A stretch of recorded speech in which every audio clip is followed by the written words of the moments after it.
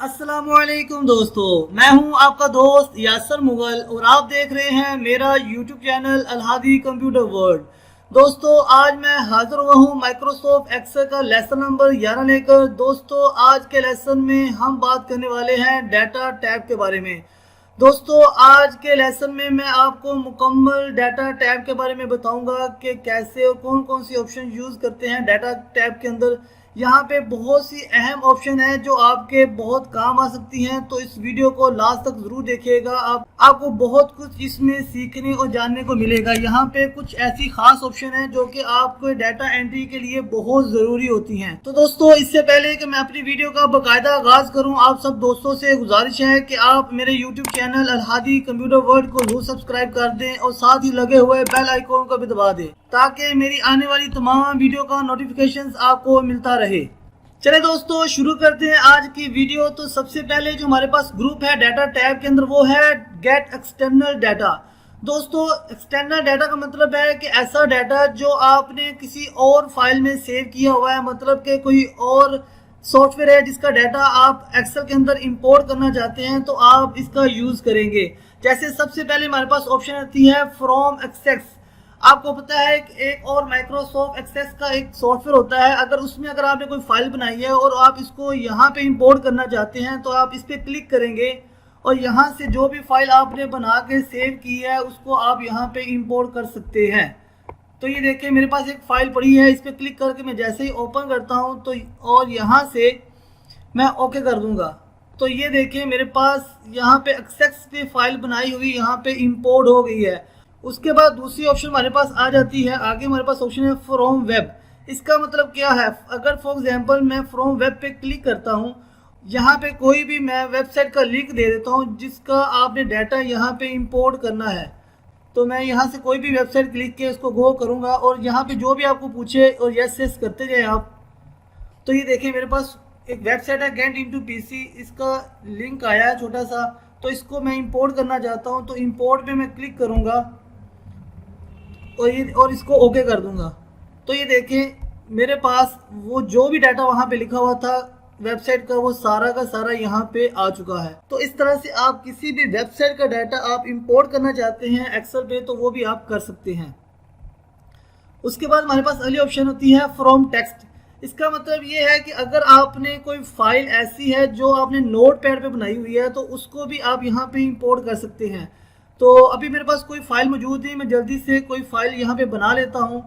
तो मैं note pad को सिलेक्ट करूँगा यहाँ से, तो यहाँ पे मैं कुछ भी ले देता हूँ जैसे कि नेम, पोजीशन और सैलरी।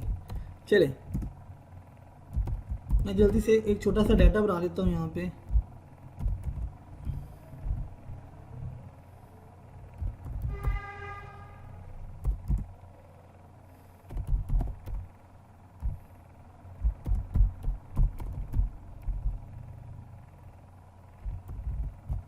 ये देखिए मैंने एक छोटा सा डाटा बनाया सिर्फ आप दिखाने के लिए, तो इसको मैं सेव कर लेता हूँ और सेव करूँगा और इसको मैं डेस्कटॉप पे ही सेव कर देता हूँ। किसी भी नाम से आप कर सकते हैं इसको सेव, तो मैं यहाँ पे इसको सैलरी के नाम से ही सेव कर लेता हूँ और इसको ये देखिए मेरे पास सेव हो गई है। अब मैं दोबारा एक्सेल में जाऊँगा और मैं इसको यहाँ पे इंपोर्ट करना चाहता हूँ फ्रॉम टेक्स्ट, मतलब कहीं पे भी इंपोर्ट करना चाहते हैं वहाँ पे मेरा कर्सर होगा, उसको सेलेक्ट किया होगा, तो मैं फ्रॉम टेक्स्ट पे क्लिक करूँगा और यहाँ से उसी फाइल को मैं इंपोर्ट कर लेता हूँ। तो ये देखिए मेरी भी फाइल है, सैलरी के नाम से इंपोर्ट करूँगा। तो ये देखिए हमारे पास अब ये दो ऑप्शन दे रहा है। पहली ऑप्शन है डीलिमिटेड और दूसरी होती है फिक्स विड्थ।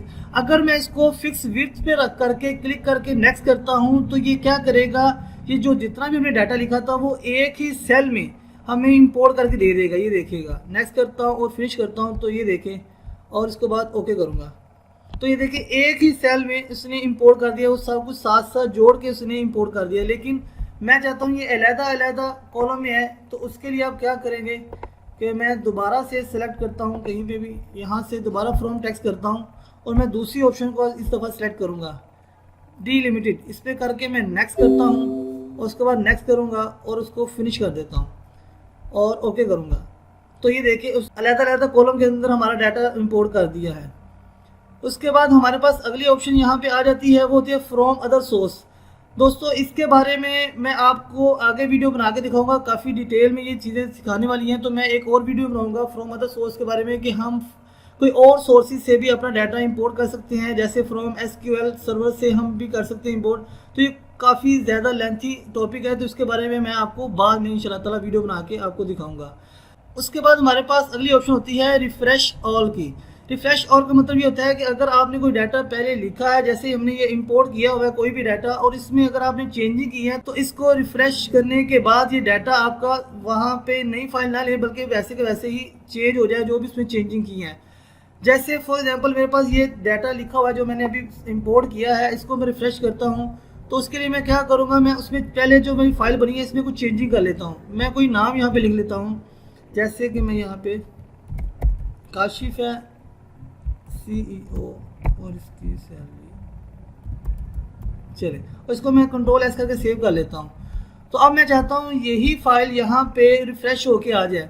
अब उससे पहले, रिफ्रेश करने से पहले मैं आपको इसकी प्रॉपर्टीज बता देता हूँ। यहाँ पे प्रॉपर्टीज पे क्लिक करेंगे तो हमारे पास यहाँ पे दो ऑप्शन दे रहा है, यहाँ पे 2-3 ऑप्शन दे रहा है। अगर मैं यहाँ पे पहली ऑप्शन ऑन हुई है कि अगर आप फाइल को रिफ्रेश करेंगे तो पहले आपको फाइल को सेलेक्ट करना पड़ेगा कौन सी फाइल को आप रिफ्रेश कर रहे हैं। देखिएगा जैसे मैं आपको अभी बताता हूँ आपको कि अगर मैं अभी रिफ्रेश पे क्लिक करता हूँ तो वो मुझे बता रहा है कौन सी फाइल है। आप अपने पीसी में जाएंगे और उस फाइल को आपने रिफ्रेश करना है, उस फाइल पे क्लिक करेंगे और इंपोर्ट करेंगे। अब वो रिफ्रेश होके देखिए नीचे नाम आ गया है। अगर मैं दोबारा फिर उसमें चेंजिंग करता हूँ, जो मेरी पहली फाइल है इसमें मैं एक और नाम ऐड कर लेता हूँ आपको दिखाने के लिए।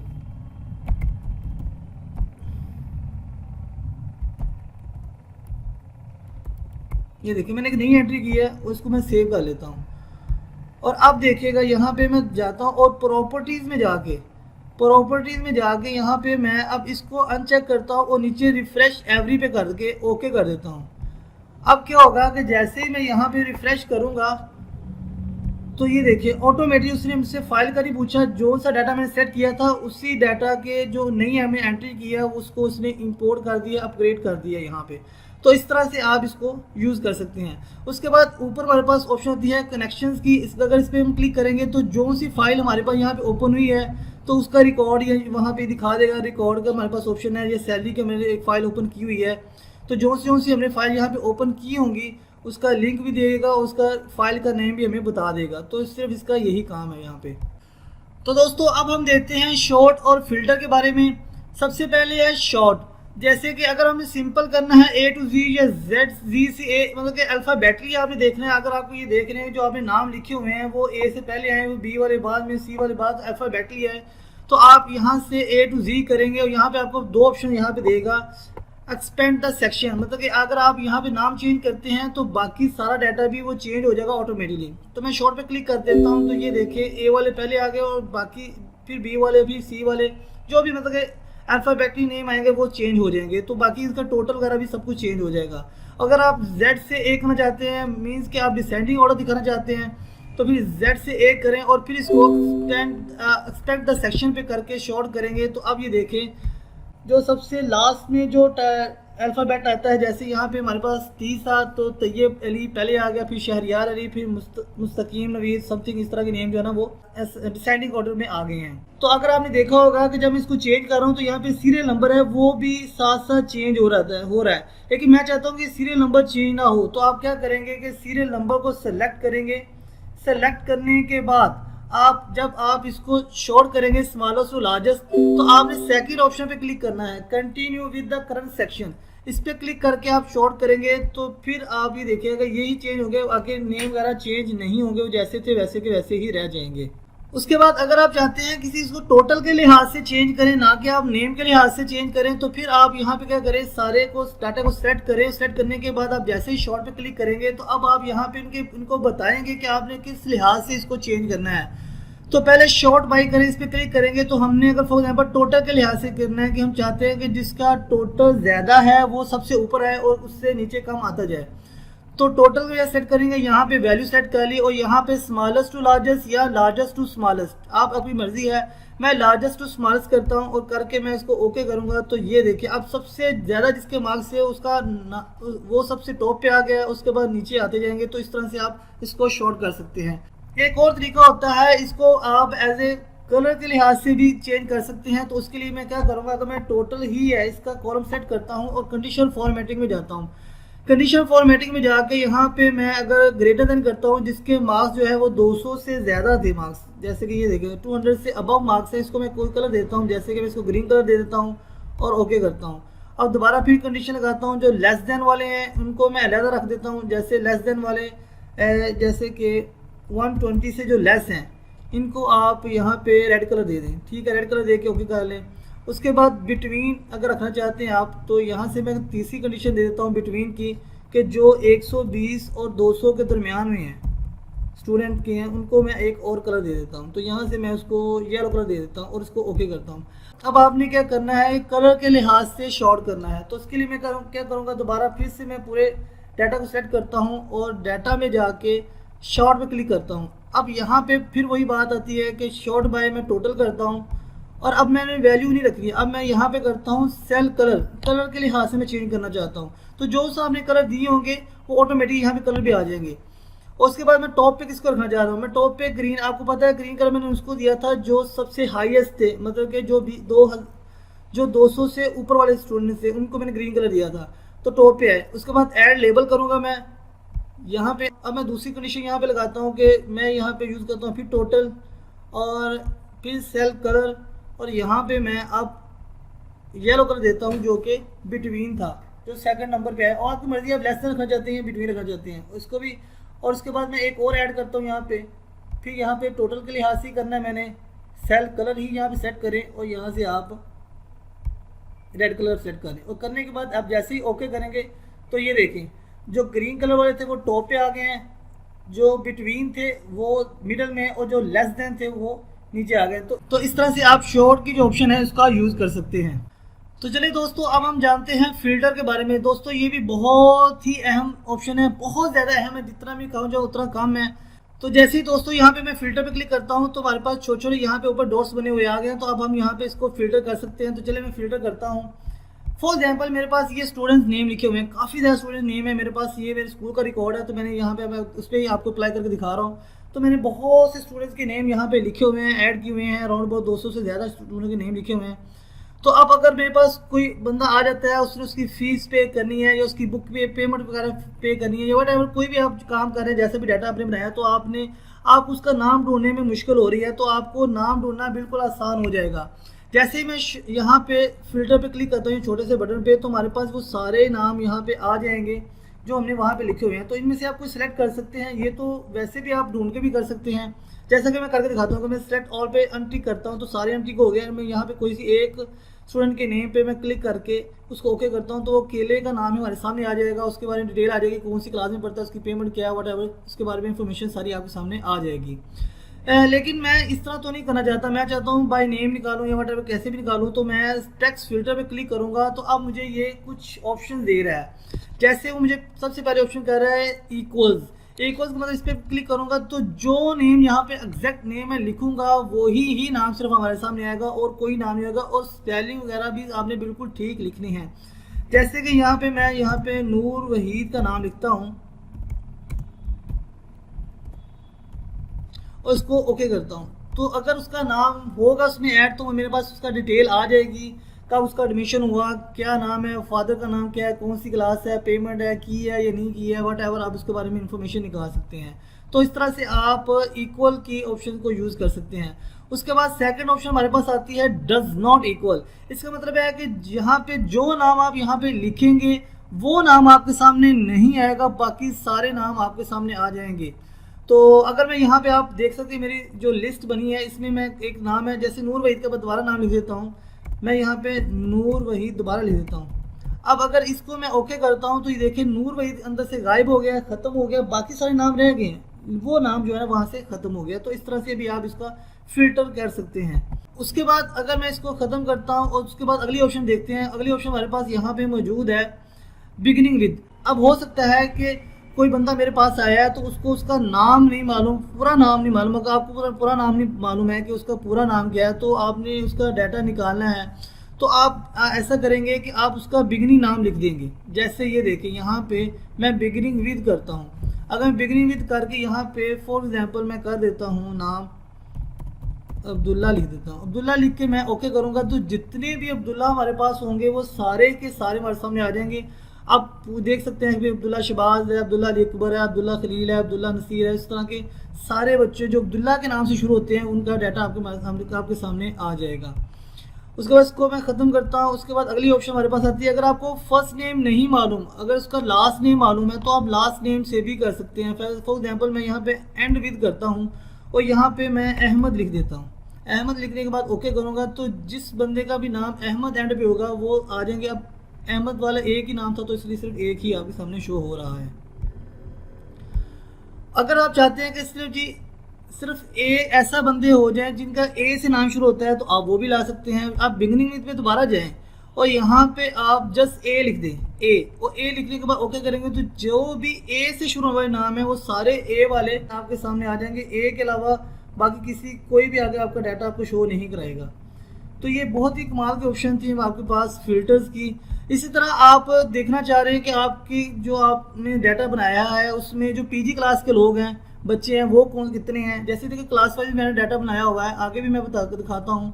तो अगर आप यहाँ से देखना चाह रहे हैं कि जो पीजी क्लास में पढ़ते हैं वो स्टूडेंट कितने हैं, आप क्लास के फिल्टर के ऑप्शन पे क्लिक करेंगे और यहाँ पे जाके अगर आप बिगिनिंग कर दें या इक्वल टू कर दें, जो भी कर दें, आप इक्वल्स कर दें, पीजी लिख के मैं ओके करता हूँ। तो देखिए जितने भी पीजी क्लास के पढ़ने वाले स्टूडेंट हैं, आपने रैंडमली लिखा होता, कभी पीजी कहीं लिखा है, कहीं लिखा हुआ है, लेकिन ये सारे के सारे जो है ना वो पीजी क्लास के जितने भी स्टूडेंट आपके पास है वो सारे के सारे आपके सामने आ जाएंगे। इसी तरह आप नर्सरी प्रेप या व्हाटएवर लगा सकते हैं। उसके बाद अगर मज़ीद मैं आपको दिखाऊँ, मैंने फ़िल्टर सब पे ही अप्लाई किया हुआ है। अगर मैं यहाँ पे देखना चाहूँ एड्रेस, तो यहाँ पे एड्रेस के लिहाज से भी आप देख सकते हैं। फॉर एग्जांपल मैं देखना चाह रहा हूँ कि जो शरफपुर से लोग आ रहे हैं या व्हाटएवर कोई भी एरिया के नाम आप देखना चाह रहे हैं, तो मैं यहाँ पे अगर मैं देखूँ कि साजोवाल के जो लोग हैं, यहाँ पे गाँव है साजोवाल, तो वहाँ के लोग आ रहे हैं, वो कहाँ से कितने बच्चे आ रहे हैं। तो मैं अगर यहाँ पे साजोवाल लिखता हूँ तो ये देखिए जितने भी साजोवाल के स्टूडेंट हैं उनका सारा डाटा आ गया हमारे सामने। ये देखिए अगर मैं थोड़ा सा इसका जूम कम करूं तो ये देखिए सारे साजोवाल की लिस्ट हमारे सामने आ गई हैं। वो रैंडमली कोई पहले आया कोई बाद में आया, लेकिन उसकी डिटेल उसने तो सारी डिटेल उसने हमारे सामने निकाल कर रख दी है। तो दोस्तों फिल्टर की ऑप्शन बहुत ही कमाल की है, बहुत ही मज़े की है। आपके पास लाखों का डाटा पड़ा हो, आप उसमें से फ़िल्टर करके 1 सेकंड के अंदर अपना काम कर सकते हैं। आप उस बंदे का डाटा निकाल सकते हैं जिसका आपको डाटा चाहिए। तो हर लिहाज से देख सकते हैं, फ़ोन नंबर के लिहाज से देख सकते हैं, जो सी आपने उसकी हेडिंग दी है उसके मुताबिक। फादर नेम पता है, एडमिशन किस दिन हुआ है उसका पता है, डे लिखा हुआ है, डेट लिखी हुई है, मंथ लिखा हुआ है। तो व्हाटएवर किसी लिहाज से भी उसका डाटा फिल्टर करके आप उसका डाटा निकाल सकते हैं। तो चलिए दोस्तों अब हम देखते हैं अगला हमारा ग्रुप है डाटा टूल्स, इसके बारे में। तो इसमें सबसे पहले ऑप्शन है टेक्स्ट टू कॉलम्स।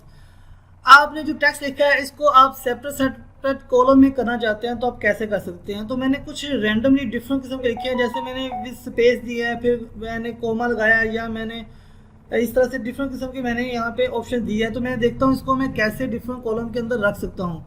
तो मैं यासर अली मुगल को सेलेक्ट करता हूँ, उसके बाद टेक्स्ट टू कॉलम पे क्लिक करता हूँ। तो इसमें सबसे पहले हमें ये ऑप्शन पर क्लिक करना है डिलिमिटेड, इस पर क्लिक करेंगे और मैं नेक्स्ट करूँगा।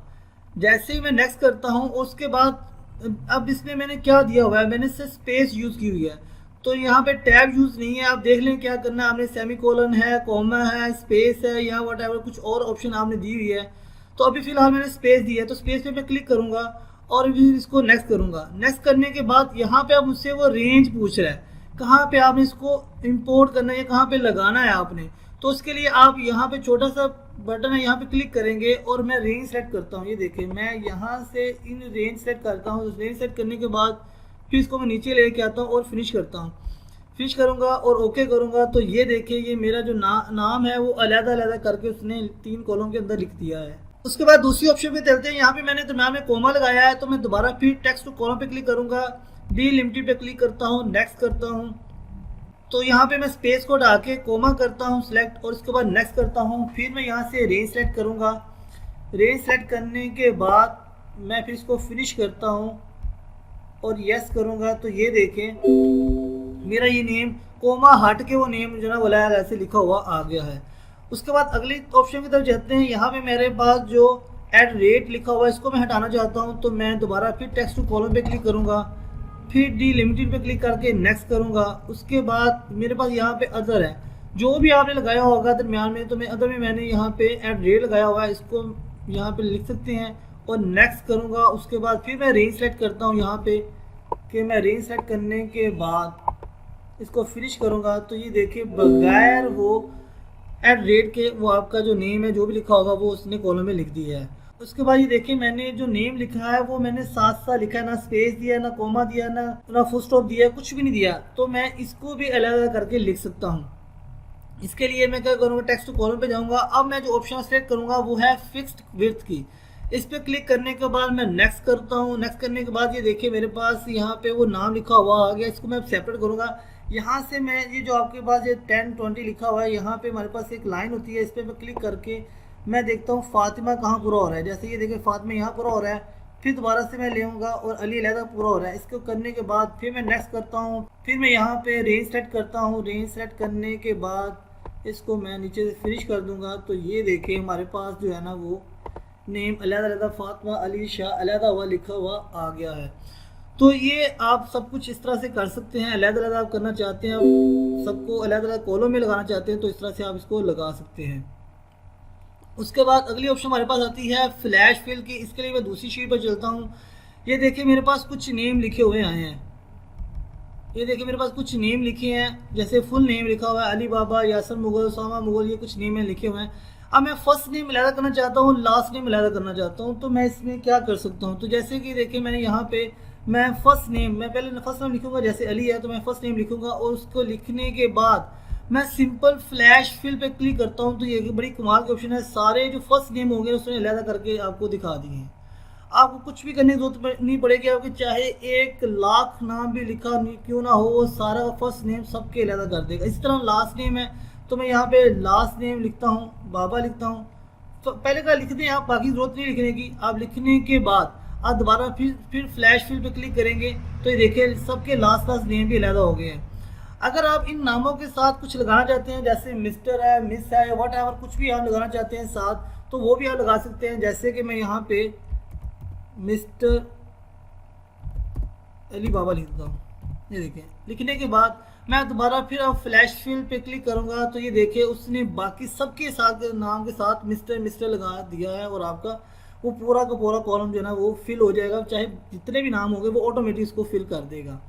ठीक हो गया। उसके बाद हमारे पास अगली ऑप्शन है रिमूव डुप्लीकेट की। इसके लिए मैं एक और शीट पे चलता हूँ। तो ये यहाँ पे देखिए मैंने कुछ नेम लिखे हुए हैं, उसकी पोजीशन है, सैलरी लिखी हुई है। अब यहाँ पे क्या होता है, कभी कभी ऐसा होता है कि आपसे वो सेम टू सेम नाम कॉपी होकर लिख जाते हैं, तो आप उनको रिमूव करना चाहते हैं। जैसे कि आप देख सकते हैं मेरे पहले जो नेम है, जैसे इंशा नसीर है और फाइक नसीर है, इसके जो नेम है, पोजीशन है और उसकी सैलरी सारी सेम टू सेम है और ये सेम टू सेम मैंने नीचे भी मेरे से कॉपी हो गई है। अब मैं चाहता हूँ जितनी भी डुप्लीकेट वैल्यू है, आपके पास डाटा बहुत ज़्यादा हो, उसमें से आपको डुप्लीकेट वैल्यू को निकालना है, तो उसके लिए आप रिमूव डुप्लीकेट ऑप्शन इस्तेमाल करते हैं। जैसे कि मैं इसको सेलेक्ट करता हूँ, सारे के सारे डाटा को सेलेक्ट करूँगा कंट्रोल ए करके और सिंपल रिमूव डुप्लीकेट पे क्लिक कर दूंगा और करने के बाद जस्ट ओके करूँगा। तो ये देखिए 8 ऐसी जितनी भी वैल्यू होगी वो ऑटोमेटिकली खत्म हो जाएगी। वो बता भी रहा है 2 duplicate value found and remove 8 unique value remain. तो आपके पास जो 8 रिमेन वैल्यू बची हैं वो यूनिक है, बाकी डुप्लीकेट जो थी सेम वो ऑटोमेटिकली इसने रिमूव कर दी हैं। तो इस तरह से आप रिमूव डुप्लीकेट के ऑप्शन का भी यूज़ कर सकते हैं। तो दोस्तों उसके बाद हमारे पास अगली ऑप्शन आती है, वो है डाटा वैलिडेशन की। दोस्तों ये भी बहुत ही अहम ऑप्शन है, देखते हैं इसका हम यूज़ कैसे कर सकते हैं। तो देखो मेरे पास ये कुछ लिस्ट बनी हुई है, यहाँ पे मैंने कुछ नेम लिखे हुए हैं, साथ ही मैंने उसकी सैलरी, कंटेंट और सिटी लिखे हुए हैं। अब होता क्या है कि अगर आप चाहते हैं कि जो ये नेम लिखे हैं इनकी सैलरी इन बिटवीन हो सकता है ना कि आप गलती से आप लिखते हुए भी गलत लिख दे, लेकिन आपको पता है कि जो भी ये एम्प्लॉयमेंट है, ये जिनके नेम लिखे हुए हैं, इनकी सैलरी इनके दरमियान में ही आती है, कोई फिक्स अमाउंट होती है, इसके दरमियान में ही सैलरी आती है और इससे ना ज़्यादा लिखी जाए ना इससे कम लिखी जाए। तो फिर आप यहाँ पे ये ऑप्शन यूज़ करते। तो मैं यहाँ पे डाटा वैल्यूएशन पे जाता हूँ, यहाँ पे डाटा वैल्यूएशन पे क्लिक करता हूँ और यहाँ पे हमें बता रहा है क्या वैल्यू आप सेट करना चाहते हैं। तो मैं इस पर क्लिक करता हूँ, तो यहाँ से मैं सैलरी बिटवीन करता हूँ, मतलब होल नंबर करता हूँ। तो यहाँ पे मैं होल नंबर सेट करता हूँ। होल नंबर सेट करने के बाद ये हमसे पूछ रहा है कि आपने इसको इक्वल रखना है, बिटवीन रखना है, डज नॉट इक्वल रखना है, क्या रखना है। तो मैं बिटवीन कर देता हूँ। अब मैं चाहता हूँ कि यहाँ पे जो सैलरी लिखी जाए वो सैलरी 10,000 से 20,000 के दरमियान में ही लिखी जाए। मीन्स इसके ऊपर या नीचे हम अगर सैलरी लिखते हैं तो वो उसको एक्सेप्ट ना करे। तो करने के बाद इसको मैं ओके करूँगा। तो अभी देखिए, अगर यहाँ पे मैं 12,000 लिख देता हूँ और एंटर करता हूँ तो देखिए उसने एक्सेप्ट कर लिया है। अगर यहाँ पे मैं गलती से मुझसे 22,000 हो जाता है और मैं एंटर करता हूँ तो ये कहेगा कि नहीं, आप इसकी वैल्यू ऐड नहीं कर सकते। तो इसमें आपको गलती की गुंजाइश बहुत कम हो जाती है। आप एक दफ़ा पूरे कॉलम को सेलेक्ट कर लें, उसमें आप इसकी वैल्यू को फिक्स कर दें। इससे क्या होगा कि आपकी जो गलती की गुंजाइश है वो बहुत कम हो जाएगी। इससे ना ऊपर लिखा जाएगा ना इसके नीचे लिखा जाएगा। जो आपने वैल्यू दी होगी, जो भी आप दे सकते हैं, आप इक्वल भी कर सकते हैं कि अगर सबकी जो वेजेस है वो 10,000 है तो सबकी 10,000 ही आए। तो आप डज नॉट इक्वल भी कर सकते हैं, आपकी मर्जी है क्या करना चाहते हैं। उसके बाद कॉन्टैक्ट है, कॉन्टैक्ट नंबर है। फॉर एग्जाम्पल फ़ोन नंबर अगर आपने लिखना चाह रहे हैं तो फ़ोन नंबर में क्या होता है, कभी ऐसा होता है कि लिखते लिखते 9 नंबर लिखे जाते हैं। आपको पता है कि अगर आप 0 को भी मिलाएं तो 11 नंबर बनते हैं। तो अगर आप 0 को मिला के लिखना चाहते हैं तो 11 नंबर बनते हैं। आप चाहते हैं कि कभी कभी ऐसा होता है कि 10 नंबर लिखे जाते हैं, 9 नंबर लिखे जाते हैं या 12 नंबर भी लिख सकते हैं। तो आप इसके ऊपर भी ये कंडीशन लगा सकते हैं। तो मैं अगेन डाटा वैल्यूएशन पे जाऊंगा। यहाँ पे क्लिक करने के बाद अब मैं यहाँ पे सिलेक्ट करूँगा टेक्स्ट लेंथ के बारे में। तो यहाँ पे मैं टेक्स्ट लेंथ को सिलेक्ट करूँगा कि इस टेक्स्ट की लेंथ सिर्फ इतनी होनी चाहिए और यहाँ पे मैं इक्वल टू करूँगा। मतलब कि अब आपको यहाँ देख लें कि इक्वल टू करेंगे मतलब कि इससे ज़्यादा ना हो ना इससे कम हो, 11 नंबर ही हो। इक्वल करने के बाद अब लेंथ इसकी सेलेक्ट करें। जैसे मैं 11 करता हूँ कि 11 डिजिट ही लिखे जाए यहाँ पे और ओके करूँगा। अब देखिए अगर मैं यहाँ पे 11 डिजिट लिखता हूँ तो एक नंबर लिख रहा है। अगर मैं इससे अगर कम नंबर लिखता हूँ तो ये देखिए, अगर मैं इसमें कम नंबर लिखता हूँ तो वो देखिए उसको एक्सेप्ट ही नहीं करेगा। तो यहाँ पे अगर आप फिक्स वैल्यू कर सकते हैं कि इस इतने ही नंबर जो है ना वो लिखे जाए, इससे कम या ज़्यादा ना लिखे जाएँ। उसके बाद हमारे पास अगर आगे ऑप्शन आती है लिस्ट की। फॉर एग्जांपल अगर आप कुछ ही सिटीज़ के बंदों को ऐड करना चाहते हैं कि इनके अलावा कोई और सिटी का नाम यहाँ पे लिखा ही ना जाए तो वो भी आप यहाँ पे कर सकते हैं। जैसा कि फॉर एग्जांपल मैं इसको सेट करता हूँ और दोबारा यहाँ पे जाता हूँ डाटा वैल्यूएशन पे और यहाँ पे मैं सेलेक्ट करता हूँ यहाँ पे अब लिस्ट पे सेलेक्ट करूँगा और उसके बाद यहाँ पे मैं लिस्ट लगा दूंगा, लिस्ट बनाऊंगा। जो नाम यहाँ पे लिखूंगा वही नाम लिखे जाएंगे, उसके अलावा आप कोई नाम लिख नहीं सकते। जैसे कि पहले मैं यहाँ पे लाहौर लिख देता हूँ, फिर कोमा डालता हूँ, कराची लिख देता हूँ, कोमा डाल के मुल्तान, उसके बाद हब, कोई भी 3-4 मैंने लिख दिए हैं। अब यही सिर्फ नाम लिखे जाएंगे बार बार। अगर देखें मैं यहाँ पे अगर हब लिखता हूँ तो वो लिखा। इसके अलावा मैं कोई और नाम लिखता हूँ, जैसे कि मैं यहाँ पे मर्दान लिखता हूँ तो वो नहीं लिखेगा, वो कहेगा कि नहीं लिख सकता। मैं पेशावर लिखता हूँ तो वो नहीं लिखेगा। तो वो जो नाम आपने लिस्ट वहाँ पे दी होगी सिर्फ उन ही इलाकों के नाम आप यहाँ पे सिटीज़ में लगा सकते हैं। तो मीन्स आप यहाँ पे रिस्ट्रिक्शन लगा सकते हैं कि अगर आपने को वैल्यू लिखनी है तो इसके दरमियान में ही लिखी जाए या इक्वल टू लिखी जाए कि इतनी ही वैल्यू लिखी जाए, इससे कम या ज़्यादा लिखी जाए। कोई लिस्ट है, कोई ऐसे नाम है जो आप चाहते हैं कि बस इनके ही इन बिटवीन ही लोग आए, इनके अलावा और कोई सिटी के नाम यहाँ पे ना ऐड हो तो वो भी आप लिख सकते हैं। तो ये भी बहुत एक कमाल की ऑप्शन थी दोस्तों। उसके बाद हमारे पास अगली ऑप्शन है कंसोलिडेट। इसका क्या काम है देखिए, जैसे कि मैं यहाँ पे टोटल निकालना चाहता हूँ तो मैं किन किन का मिला के टोटल निकालना चाहता हूँ। तो ये जैसे मैं जैसे ही मैं यहाँ पे क्लिक करता हूँ और यहाँ पे अगर मैं सम करना चाहता हूँ, काउंट, एवरेज, मैक्स, की सारी ऑप्शन आपको मौजूद है। मैं सम करना चाहता हूँ, अगर ये देखें मैं सम सेलेक्ट करता हूँ और मैं उसके बाद सेलेक्ट करता हूँ कौन सी रेंज, इसलिए यहाँ पे मैं रेंज सेलेक्ट करता हूँ। यहाँ पे मैं रेंज सेलेक्ट करता हूँ, ये देखें इनकी रेंज सेलेक्ट करने के बाद इसको मैं ऐड कर देता हूँ। फिर इसको सेलेक्ट करता हूँ, इनकी रेंज सेलेक्ट करने के बाद इसको भी ऐड कर देता हूँ। फिर इसी तरह तीसरा सब्जेक्ट है, इसको भी सिलेक्ट करने के बाद मैं ओके करूँगा। ये ऐड करके मैं ओके करूँगा तो ये देखिए इनका टोटल आ गया है। इसी तरह अगर मैक्स निकालना चाहते हैं तो ये दोबारा जाएंगे यहाँ पे, यहाँ से आप मैक्स सेलेक्ट कर लें, सेम एटीज आप वापस वही करें और इसको ओके करेंगे तो इसका मैक्स निकल के भी आपके सामने आ जाएगा। मिनिमम निकालना है क्योंकि आपकी वो सिलेक्शन हुई है, ऐड हुई है, तो आप जब बस आपने यहाँ पे आप मैक्सिमम मिनिमम प्रोडक्ट्स जो भी करना है लिख के आप जस्ट ओके करते जाना है। तो ये देखिए इसका मिनिमम आ गया है। एवरेज निकालनी है आपने तो यहाँ से बस आपने एवरेज सेलेक्ट करनी है। एवरेज सेलेक्ट करने के बाद आपने रेंज सेलेक्ट पहले की हुई है तो रेंज सेट करने के बाद आप जस्ट ओके करेंगे तो देखिए इसकी एवरेज भी निकल आई है। तो इस तरह से आप कंसोलिडेट की ऑप्शन का यूज़ कर सकते हैं। तो दोस्तों उसके बाद लास्ट में हमारे पास ऑप्शन आती है ग्रुप की, अनग्रुप की, कि उसका फ़ायदा क्या होता है कि फॉर एग्जांपल जैसे कि मैंने डाटा बनाया हुआ है, ये मैंने एक टेबल बना लिया है। अब जैसे कि ये टेबल है, इसको मैं ग्रुप करना चाहता हूँ, तो मैं सबको सेट करूँगा। सेट करने के बाद जस्ट मैं यहाँ पे ग्रुप पे क्लिक करूँगा और वो पूछेगा मुझसे कि रो करनी है, कॉलम करना है। मैं कॉलम करना है, कॉलम पे क्लिक करके मैं ओके करूँगा तो ये ग्रुप ओके, तो ये ग्रुप हो जाएगा। और यहाँ पे अगर मैं माइनस पे क्लिक करूँगा तो ये देखिए साइड पे चला गया और आपका आगे की तरफ चला गया। अब इसको वापस देखना चाहता हूँ तो मैं देख भी सकता हूँ, या इसको दूसरी तरफ रहने दें, मतलब कि आप शीट आपकी बिल्कुल सामने रहेगी और पीछे वाला डाटा आपके पीछे हो जाएगा। इसी तरह बहुत से ग्रुप आप बना सकते हैं। तो इसी तरह अगर आपने इसको रो वाइज ग्रुप करना है तो वो भी कर सकते हैं। मैं दोबारा ग्रुप में जाऊंगा, यहाँ पे ग्रुप पे क्लिक करने के बाद मैं अब इसको रो ग्रुप करना चाहता हूँ। रो करने के बाद ओके करूँगा तो ये अब रो के, तो अब ये रो में भी ग्रुप हो गया है। तो मैं ये देखिए यहाँ से भी अगर बंद करूँगा, इसको माइनस करूँगा तो ये ग्रुप जो है ना रो का भी ख़त्म हो गया। अब मेरा जो डाटा अगला है वो 17 नंबर से स्टार्ट होगा। तो मैं इसको भी देख भी सकता हूँ और इसको हाइड भी कर सकता हूँ। अगर इसको इनको ख़त्म करना है, इनको अनग्रुप करना है, तो आप यहाँ पे अनग्रुप पे क्लिक करेंगे। अब अनग्रुप पे क्लिक करने के बाद पूछेगा रो को करना है तो रो को कर दें तो वो भी ख़त्म हो जाएगा। और अगर आप कॉलम को भी करना चाहते हैं अनग्रुप तो आप कॉलम को भी अनग्रुप कर सकते हैं। तो इस तरह कॉलम पे सेलेक्ट करने के बाद मैं ओके करूँगा तो ये देखिए ऊपर से कॉलम वाला भी अनग्रुप हो गया है।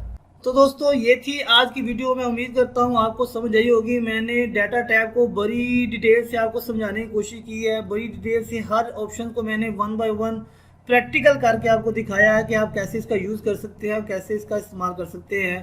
तो दोस्तों अगर आपको मेरी वीडियो अच्छी लगती है तो मेरी वीडियो को लाइक करें, मेरे चैनल को ज़रूर सब्सक्राइब करें और अपने दोस्तों के साथ भी ज़रूर शेयर करें।